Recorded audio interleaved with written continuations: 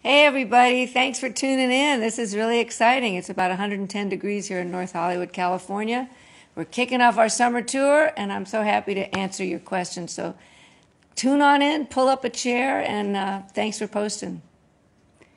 What can I do for you today? Kathy? All right. We have Melissa from Frankfurt. What's the most awkward or funny thing you experienced on tour, and how much sleep do you get approximately? Wow.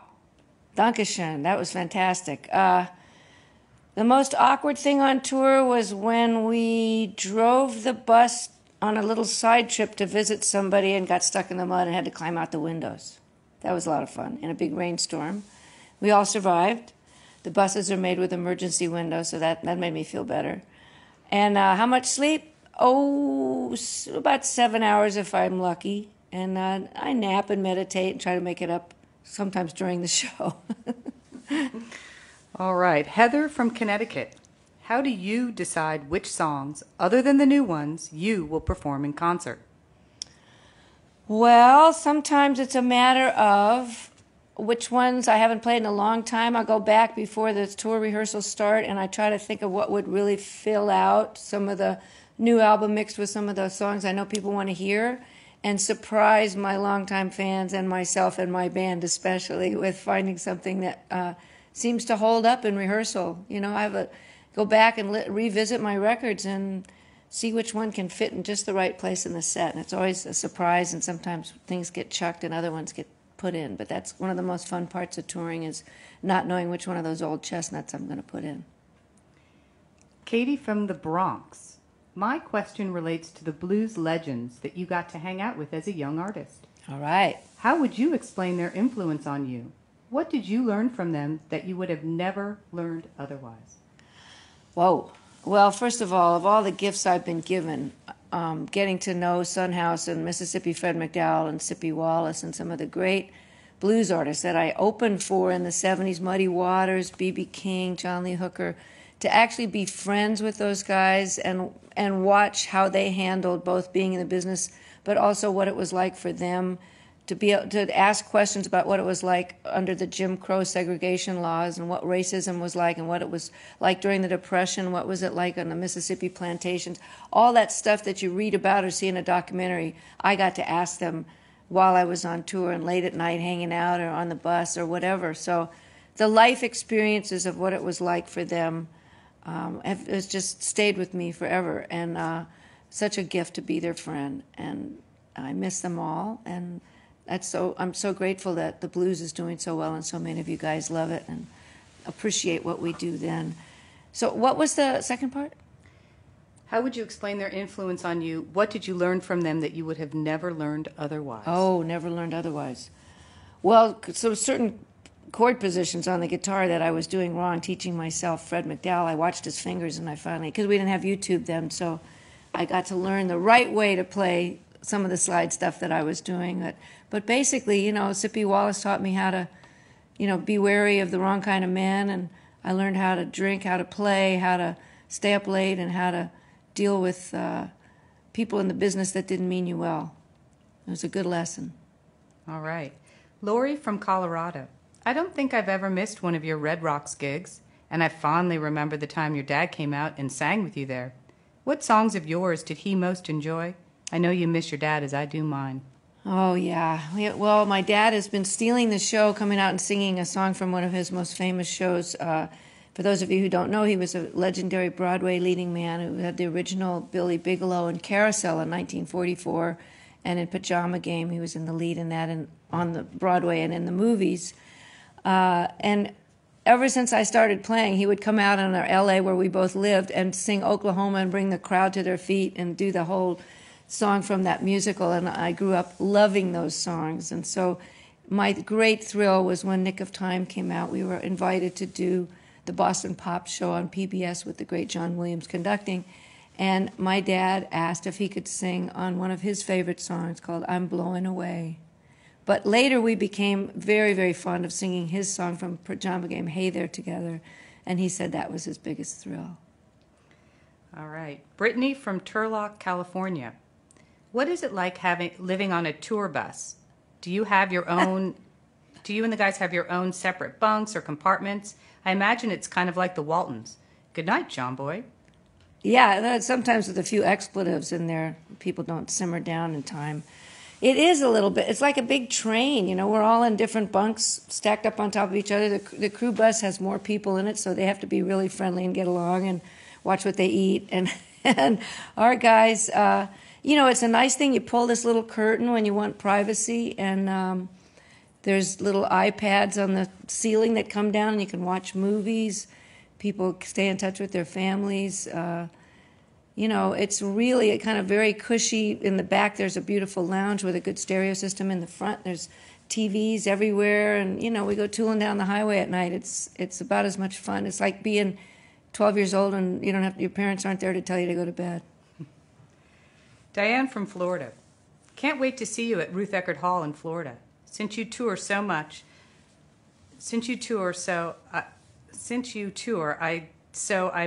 do you ever get to spend time at home just relaxing? Sorry about that, Diane. Since I tour so much, I bet you. Yeah. Do I get time? Oh, my God. If I stayed on the road all the time, I'd be complete toast. So I just came back from a month at home. I love the balance of going out on the road and coming back home.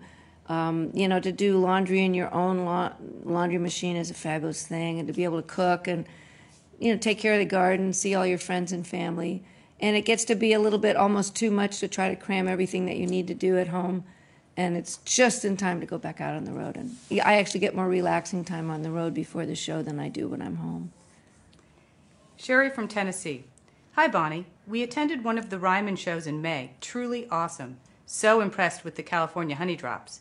How do you discover the folks who play on your tours? By the way, I was ecstatic about your Keb Mo surprise at that concert.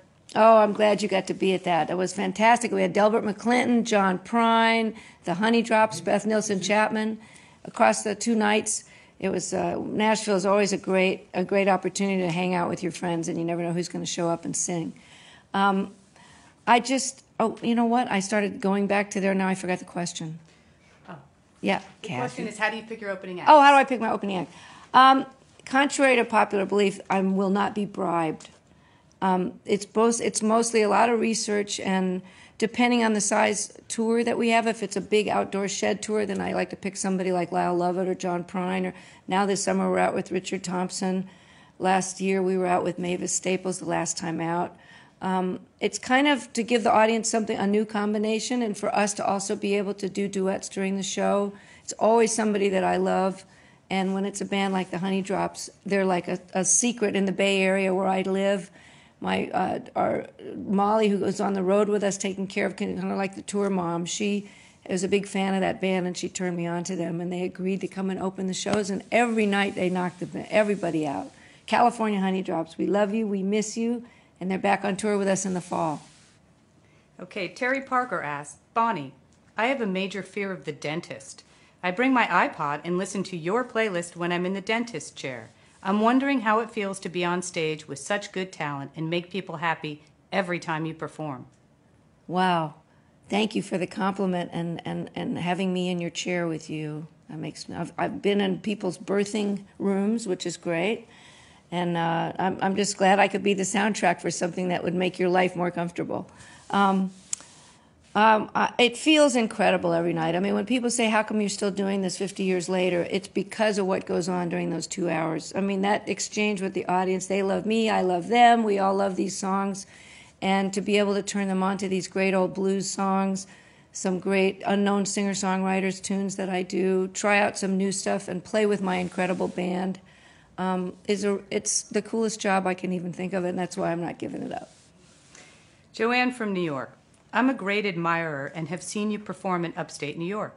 How do you stay rested, healthy, and energized? What's your daily schedule like? I don't know how you can do such huge shows and then ride a bus to another city and give another great performance the very next night. What's your secret? Well, it looks like it's really hard to do. The crew is the ones that have to show up at 8 o'clock and do the load-in, and they're all day, whatever weather it is, how many stairs they have to carry stuff up, and they're there till 1 o'clock at night loading back out to the trucks. So the band and I have a lot cushier life. You know, we sleep on the bus part of the night, get up and go finish the night in the hotel room, which is kind of bizarre. That's one of the challenges of being on the road, but you get used to it. And if you can't sleep on the bus, you better find something else to do for a living. In terms of my energy, I just try to stay quiet during the show, during the day, and that's one of the great things about texting and emails, because even though it means people can reach you and you have more work to do, it allows you to save your voice. So I usually try to do yoga at least 5 times a week with a friend. I Skype with her when I'm not in the same town, and I love riding my bike, or I get out and take a long walk, and I meditate, and I try to just get psyched up for the night, and then it's over too soon, in my opinion. All right, Jane from Twitter. Hi, Bonnie. When are you going to release a live in-concert DVD? I saw you in Manchester this year. You and the band were amazing. Oh, great. Thank you very much. That's somebody from the UK. We have a crew member from Manchester. We did a live album when we did, it was called Decades for the VH1 Classic series back when Souls Alike in 2006 came out. And then we did an Austin City Limits special last time. This time around, we might be doing something next year. I'm not sure, but for the time being, you can go on, and we did a little mini concert, a 5-song set with Amazon. And Amos Lee is going to be on one that we're going to put out in a little while on XPN. So we've got little mini concerts and lots of TV shows that we've been doing that are available on YouTube or my website. But no plans for the time being for a big concert film. But who knows? Might be road tested too. Lisa from Instagram. Is there anything special you do daily or bring with you that makes you feel at home wherever you are? Have loved your music forever. I think you're inspired some of my own writing and sound over the years too. Thank you. Great questions, you guys. Thank you. Probably my yoga mat, my yoga stuff makes me feel the most at home. It's just something that's so portable, and I can do it in the hotel room, and especially now that we have Skype, there's really no excuse not to do it. But I have some scarves I put over in a safe way over the lampshades, and basically I like being in the hotel room. It's kind of fun. Marcus from Instagram. What deep track, aka song not normally on the set list, is your favorite to play live, and why? Oh, well, we've worked up a bunch of alternates that are probably in the B set list, and sometimes I'll mix it up and play Have a Heart, which we haven't been doing on this tour. And so I'll go back and do Not the Only One. And this time I whipped out something really old from to play every night from my third album called I Feel the Same, written by the great Chris Smither. So sometimes right next to that I'll do Mose Allison's song, Everybody's Crying Mercy. He said, what, one song, right?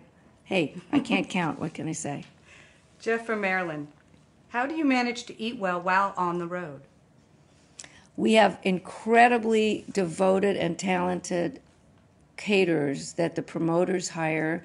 And, it's on our dime. It comes out of the show cost. But they are just, in the last 10 or 15 years, the quality of produce and the quality of cooking has made being on the road very, very fattening. So, these guys put everything they have. A lot of it's gluten-free. We got a lot of vegan choices. We got a lot of all kinds of dietary restrictions. And you basically, it's like a wedding reception with the most killing food you can imagine night after night. So, if anything, we got to watch it and just make sure we don't eat too much of it. Jimmy from Washington, D.C. What do you love most about touring? Oh, I think the audiences that doing the shows make the other 22 hours of the day really palatable, manageable, I should say. And knowing that you're going to have that peak experience is what my favorite thing is, definitely. Kevin from Nashville. What is your favorite place to play and time of year to play it? Oh, I think the New Orleans Jazz Fest, which is in late April, early May. Absolutely the pinnacle of the tour, and it's only matched by the Minnesota State Fair, which we play in August, right before we play Red Rocks, beautiful outdoor amphitheater outside of Denver. So those 3 outdoor gigs, I think, are so magical to watch the sun go down. And, sometimes there's fireworks at the Minnesota Fair and some, tons and tons and thousands of people out at the fairgrounds with, if you have never been to the New Orleans Jazz and Heritage Festival, just make that trip. It's really worth it. Okay, almost done here. We have Lori from Carson City. Where on earth have you not performed in concert that you would like to perform? Oh, I'd love to perform in Africa. I visited Mali in 2000, and I had an incredible time. And some of the places in Africa that I wanted to visit are not quite as safe right now. But I would love to have Ricky Fattar, who's from Durban, South Africa, our wonderful drummer, show us around and finally get down there. And that's the kind of music that I have loved since the 70s, and I can't wait to go down there and see where all of it's made. Last question. This is from Steve from Milwaukee. I'm a huge Richard Thompson fan. Have you two ever toured together before? Me too. Yes, we have. We actually, even before I won the Grammys for Nick of Time, Richard was my opening act. We toured together. We were both on Capitol Records in 1990, and then we've done off and on benefit tributes and, little gigs here and there. He came and sat in with me at the Prairie Home Companion one time. But I don't remember if we've actually toured much together lately. That's why one of the reasons we want to get back together. And he's going to come out and play on my set. I love him too. I think he's just astonishing. These are great questions, you guys. All right, that's the last question. Thank you. Thank you so much. I'm sorry if I was wandering off and forgetting, but it's what happens when you're old. Hey, I'll see you next time, you guys. I'll see you out on the road. I love you.